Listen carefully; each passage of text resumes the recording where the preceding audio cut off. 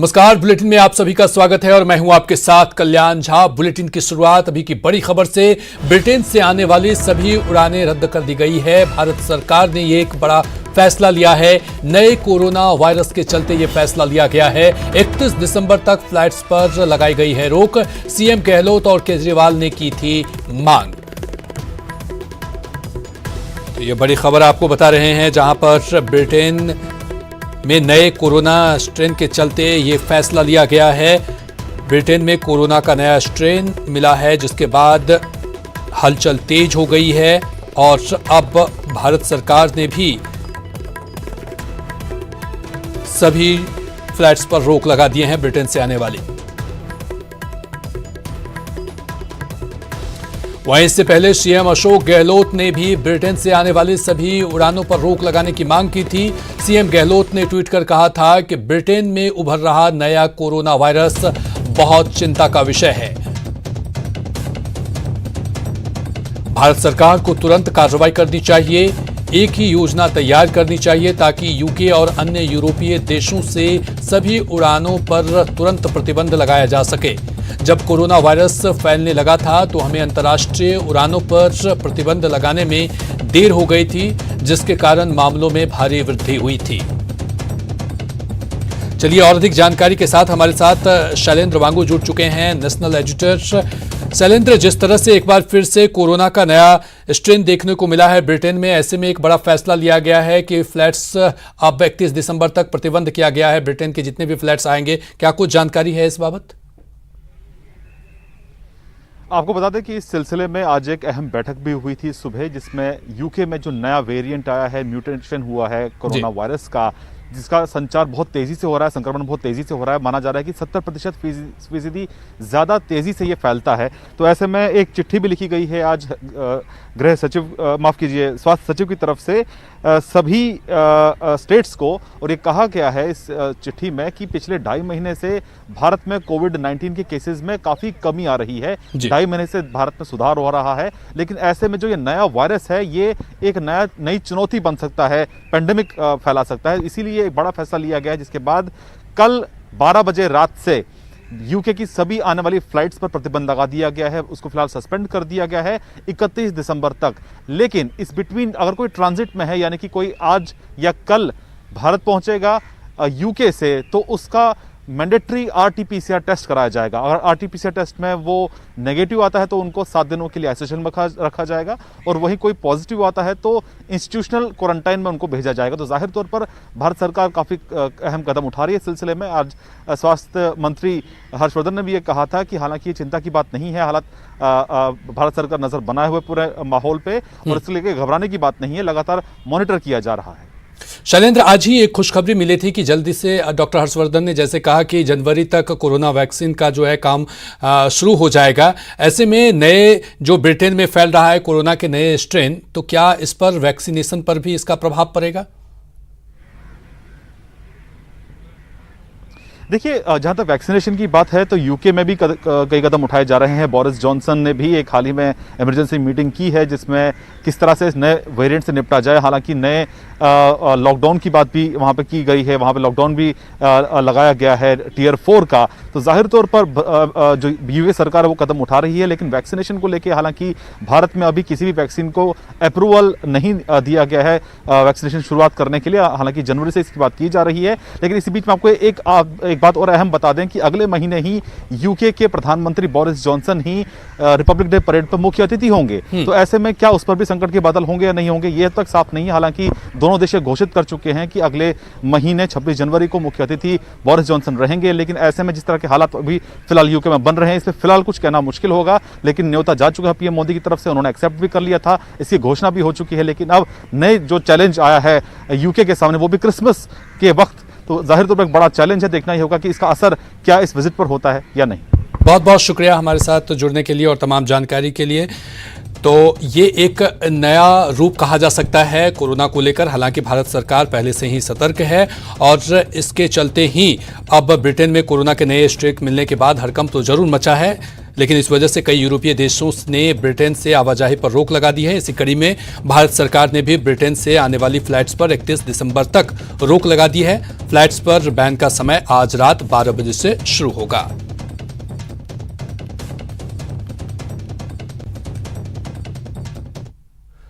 उधर प्रदेश सरकार का भी बड़ा फैसला सामने आया है। कोरोना के मद्देनजर आतिशबाजी पर सरकार सख्त है। आतिशबाजी पर रोक लगाई गई है। नए साल पर आतिशबाजी पर रोक लगा दी गई है। समीक्षा बैठक के दौरान सीएम ने ट्वीट कर कहा कि नए साल पर आतिशबाजी ना करें, दूसरों के स्वास्थ्य का ख्याल रखें। कोरोना पर समीक्षा बैठक के दौरान सीएम अशोक ने ये फैसला लिया और मीटिंग के दौरान उन्होंने ये बातें कही। हालात पर जिलेवार मंथन किया सीएम अशोक गहलोत ने और वैक्सीन की तैयारी की भी समीक्षा की।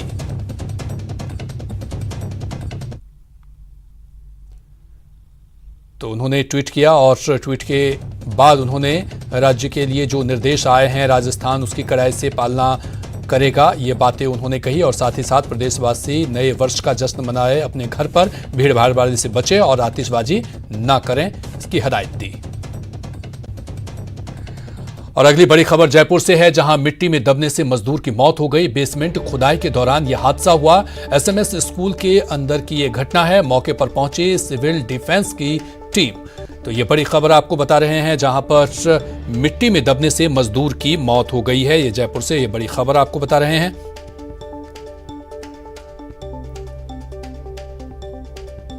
चलिए और अधिक जानकारी के साथ राकेश जुड़ चुके हैं। राकेश, कैसे हुआ ये हादसा और क्या मजदूर की स्थिति क्या है? देखिए, एक मजदूर की कैजुअलिटी हुई है इस पूरे घटनाक्रम के अंदर। ये पूरा वाकया एसएमएस स्कूल का है, जहां पर बेसमेंट की खुदाई का काम चल रहा था। इसी दौरान बिल्डिंग का ही कुछ हिस्सा टूट के नीचे गिर गया और नीचे गिरने के साथ ही उसके अंदर काम करने वाले 2 मजदूर उसके नीचे दब गए। एक मजदूर को जिंदा बाहर निकाल लिया गया, लेकिन दूसरे मजदूर की मौके पर ही डेथ हो गई। उसके बाद में सिविल डिफेंस और इसके बाद आला अधिकारी मौके पर पहुंचे और सिविल डिफेंस के द्वारा पूरा रेस्क्यू ऑपरेशन किया गया। और रेस्क्यू ऑपरेशन के बाद में बॉडी को बाहर रिसीव कर लिया गया है, जिसे एसएमएस अस्पताल की मोर्चरी में रखवा दिया गया। इसके अलावा मृतक के परिजनों को इसकी सूचना दे दी गई है कि किस प्रकार से पूरा वाकया हुआ। इसको लेकर अब आला अधिकारी मौके पर है और किसकी लापरवाही है, ठेकेदार या कौन है उसकी लापरवाही है, उसको लेकर आगे का अनुसंधान शुरू कर दिया गया है। क्या राकेश, जहां पर यह निर्माण हो रहा था उसके ठेकेदार क्या कुछ बयान आया है सामने? देखिए, अभी किसी प्रकार से कोई बयान नहीं है। हालांकि स्कूल प्रशासन ने भी इस तरह से मीडिया को एंट्री देने से मना कर दिया। उनका कहना है कि उनका व्यक्तिगत मामला है, पर जिस प्रकार से पूरा घटनाक्रम हुआ वो अपने आप में सवालिया निशान खड़े करते हैं कि कहीं ना कहीं एसएमएस स्कूल के प्रशासन की लापरवाही या ठेकेदार की लापरवाही के कारण ये पूरा वाकया हुआ है। बहुत बहुत शुक्रिया राकेश तमाम जानकारी के लिए। तो आपको एक बार फिर से बता दें कि मिट्टी में दबने से मजदूर की मौत हुई है। बेसमेंट खुदाई के दौरान यह हादसा हुआ है। एसएमएस स्कूल के अंदर की ये घटना है। हालांकि पुलिस मौके पर मौजूद है और आगे की जानकारी पूछताछ कर रही है और मामले की जांच में जुटी हुई है। और बड़ी खबर आ रही है, मोतीलाल वोरा का निधन हो गया है। कांग्रेस के वरिष्ठ नेता का निधन हो गया है। नहीं रहे मोतीलाल वोरा। कल ही मनाया था अपना जन्मदिन। 93 साल की उम्र में उनका निधन हो गया। तो कांग्रेस के वरिष्ठ नेता मोतीलाल वोरा का निधन हो गया और कल ही उन्होंने अपना जन्मदिन मनाया था। 93 साल की उम्र में उनका निधन हुआ है।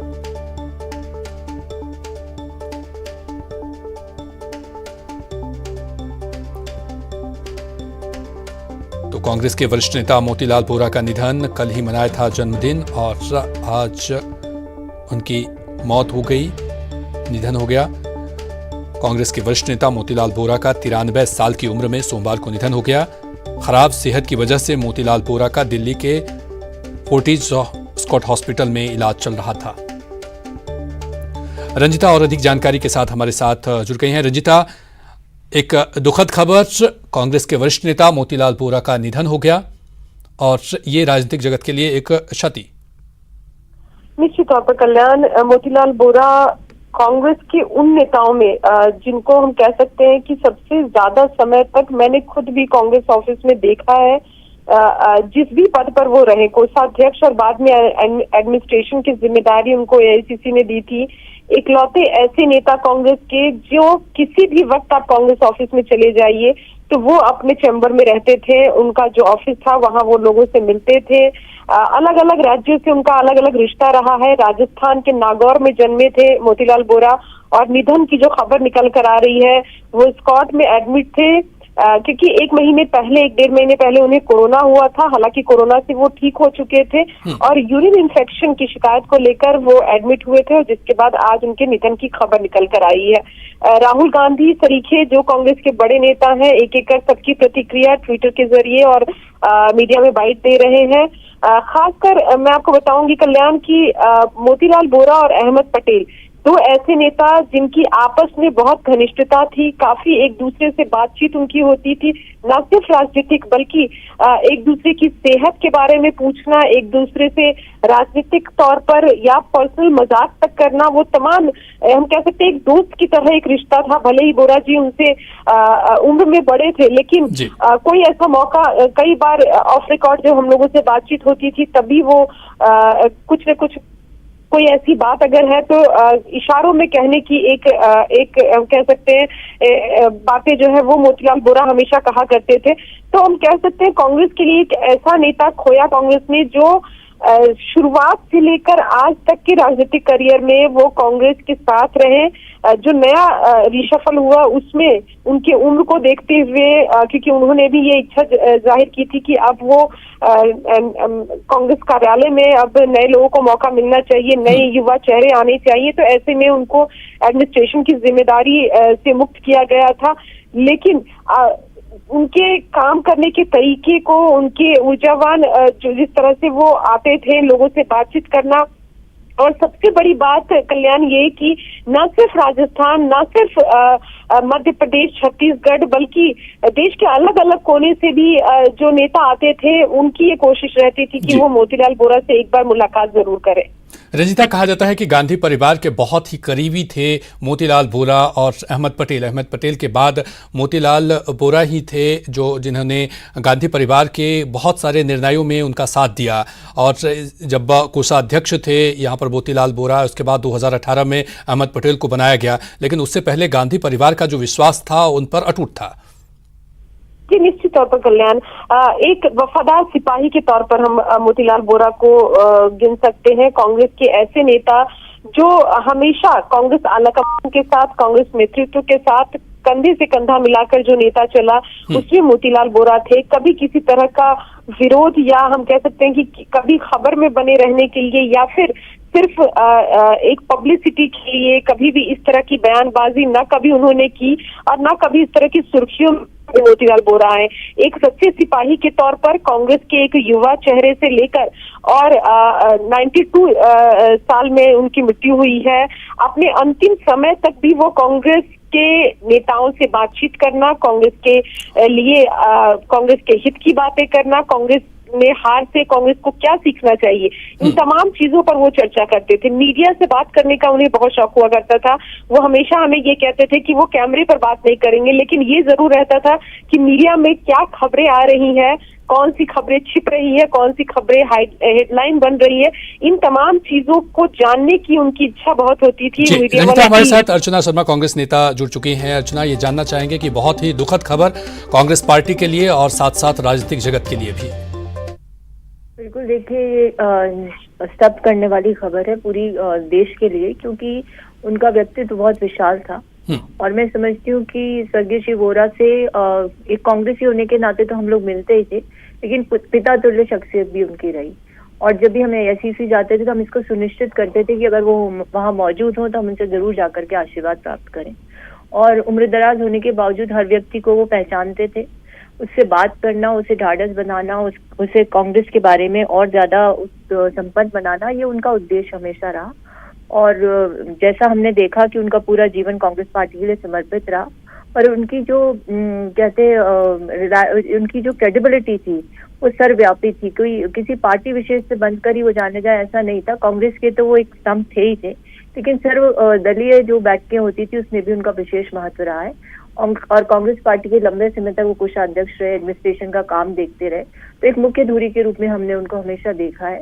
और हमने ये भी अनुभव किया था कि हम जैसे कार्यकर्ता जब जाते थे तो उनके पास वरिष्ठ कांग्रेसजन हमेशा मौजूद रहते थे, कोई ना कोई समस्या के निदान के लिए, कोई मार्गदर्शन प्राप्त करने के लिए। तो जब ऐसा एक वृक्ष जब जाता है हमारे जीवन से, या यूं कह सकते हैं सामाजिक सरोकारों से जुड़े व्यक्ति का जब यहाँ से पलायन होता है, उनका स्वर्गवास होता है, निश्चित रूप से सबके लिए बहुत पीड़ादायक है। और ऐसा जो वैक्यूम क्रिएट होता है उससे भर पाना बहुत मुश्किल हो जाता है।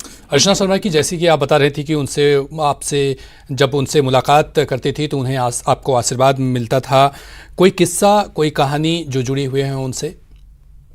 बिल्कुल, मुझे याद है कि जब मैं पिछला चुनाव चंद मतों से हार गई थी और उसके बाद उनसे मिलना का एक अवसर मुझे मिला, तो वो मेरे सिर पर हाथ रखकर बोले कि कभी हताश नहीं होना, तुमने राजनीति में शुचिता को अपनाया है और ऐसे ही आगे बढ़ती रहना। तो ऐसा आशीर्वाद यदि किसी विशेष व्यक्तित्व से आपको मिलता है तो वो आपके लिए हमेशा जीवन पर्यंत एक अनुभव होता है, एक कह सकते एक अच्छा मार्गदर्शन होता है। और मैं तो ये कहूंगी कि हम अब जब भी AICC जाएंगे और वो जब हमें नहीं देखने को मिलेंगे तो बहुत पीड़ा होगी, बहुत दुख होगा, क्योंकि उनका जो अस्तित्व है पूरे कांग्रेस पार्टी में एक बहुत बड़ा अस्तित्व, एक बहुत बड़ा वजूद रहा।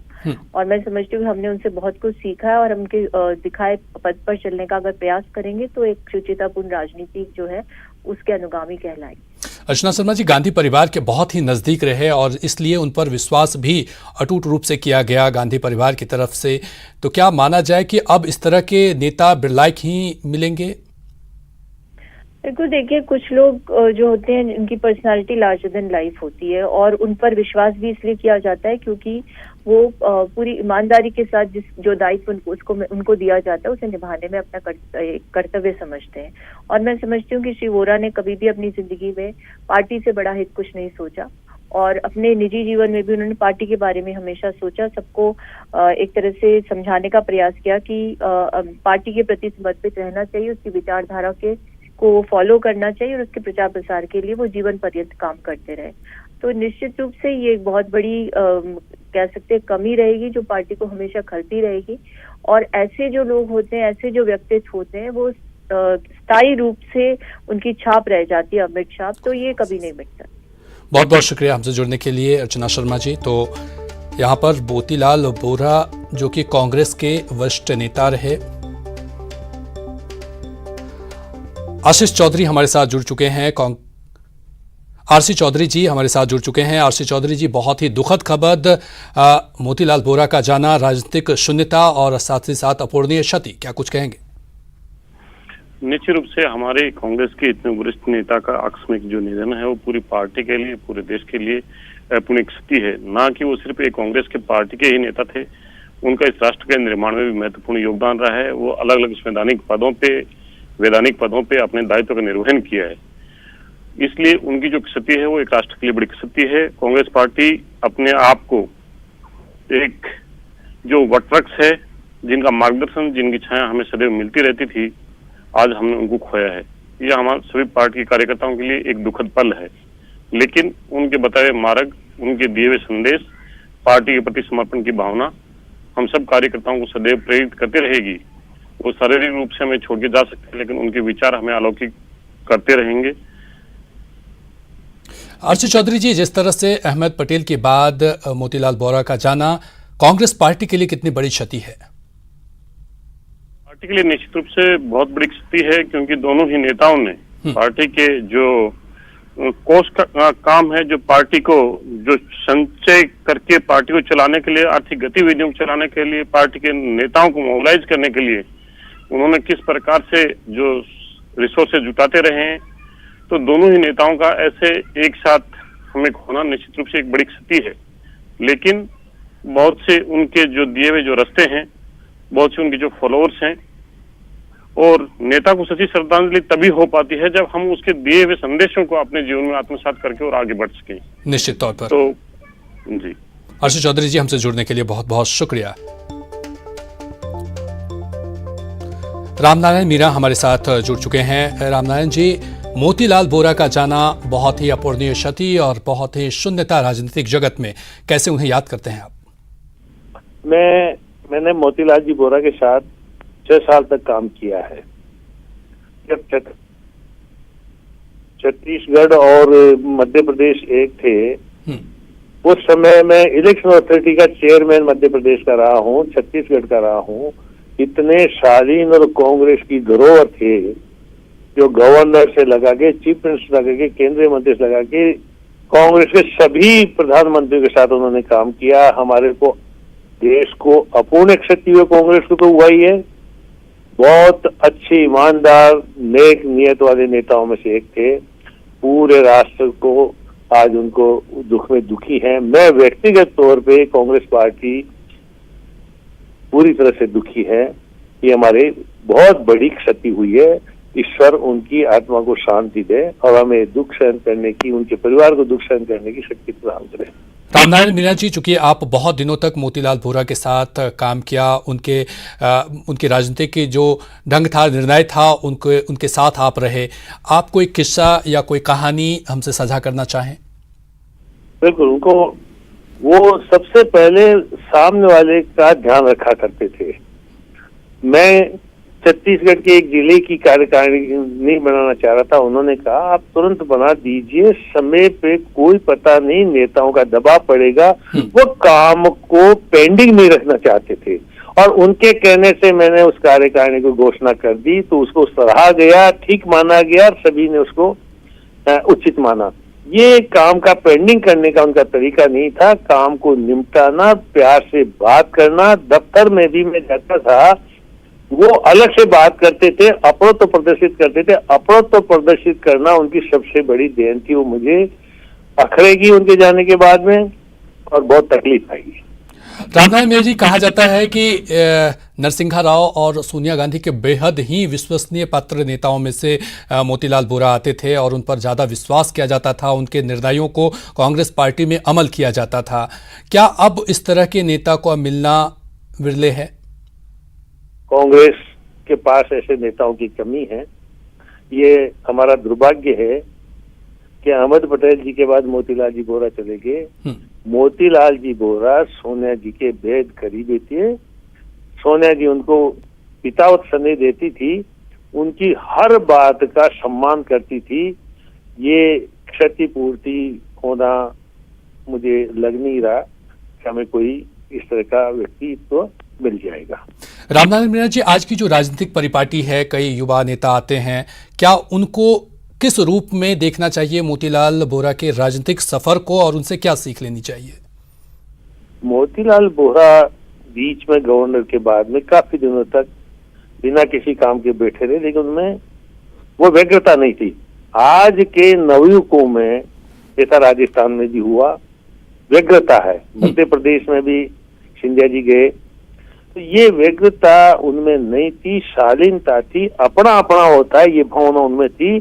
शुरू से लगाकर आखिर तक एक पार्टी में रहे। आज तो पार्टियों को लांघना, हर पार्टी में, हर व्यक्ति में जो ट्रेंड बनता जा रहा है, वो हमारे देश की संस्कृति, राजनीति के लिए अच्छा नहीं है। तो ऐसे नेताओं को जिनमें स्थायित्व था, वो बहुत कम लोग रह गए हैं।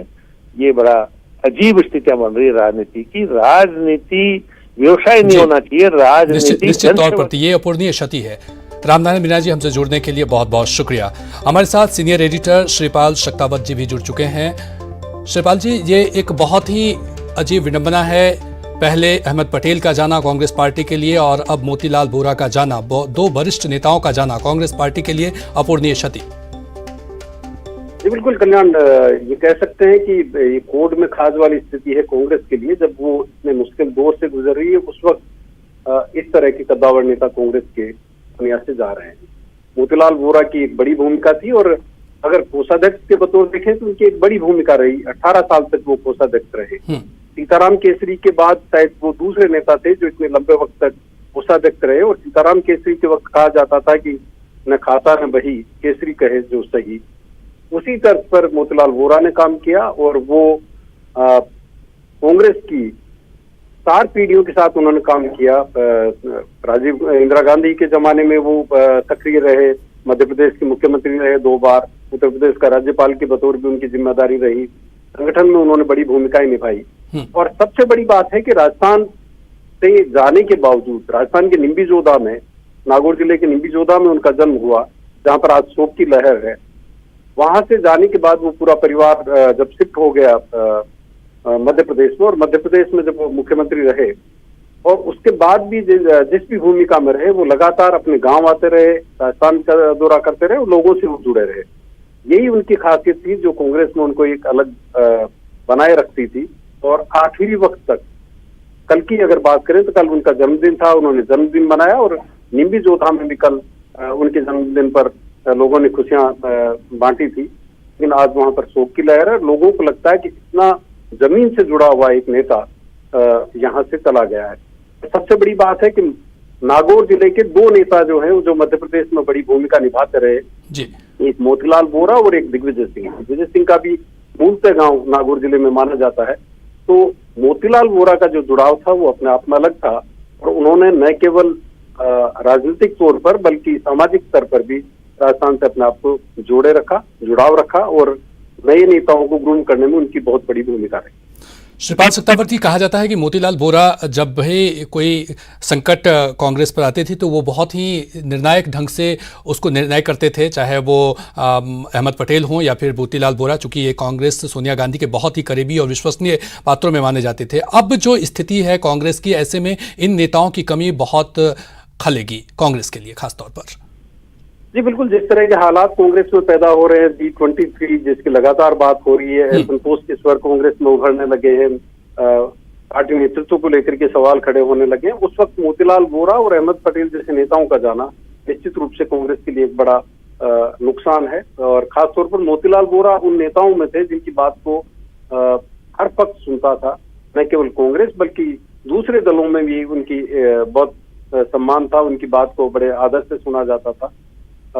उम्र के लिहाज से देखें तो उन्होंने एक अच्छी खासी उम्र पाई, लेकिन कांग्रेस को इस वक्त मोतीलाल बोरा और अहमद पटेल जैसे नेताओं की सख्त जरूरत थी, नितांत आवश्यकता थी। और ऐसे वक्त में उनका चला जाना खासतौर पर कांग्रेस और सियासी हल्के के लिए एक बड़ा नुकसान।